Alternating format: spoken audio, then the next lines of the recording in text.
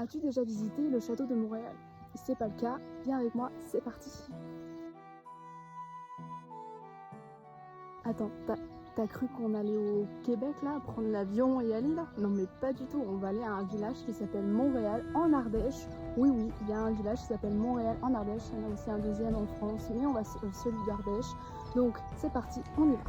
Montréal vient de l'étymologie Montrégalis, qui veut dire Mont-Royal, mais Montréal ne fut pas une possession royale. Le château a été construit au XIIIe siècle jusqu'au XVIe siècle. Aujourd'hui, il appartient à un châtelain très passionné. On peut le voir à travers des images qu'il a pu exposer, les articles de journaux, ou encore des photos, les recherches, les rénovations qu'il a pu faire. Et il y a une représentation qui est importante qui date de 1792 où on peut voir le donjon en entier, car aujourd'hui le donjon a une partie détruite. Et pendant la visite, à l'intérieur du château, dans la cour intérieure, il y a de nombreuses pièces et certaines ont des vitraux avec le blason Balzuc. Mais pourquoi Balzuc? Parce que Balzuc était étroitement associé à Montréal entre 1345 à 1685.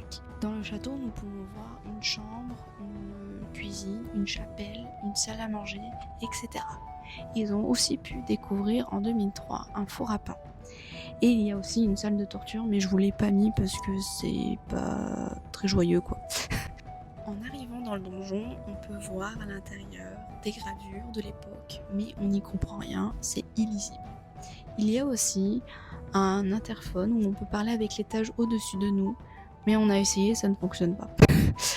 On monte en haut, il y a des escaliers assez étroits et très galères à monter parce que les marches sont raides et hautes. On arrive sur une plateforme, comme la partie du dessus n'existe plus, et tout là-haut, on peut voir une belle vue, et le châtelain nous a dit au début de la visite que nous pouvons voir les Alpes à une certaine période de l'année. Et on a une vue à 360 degrés sur des paysages magnifiques.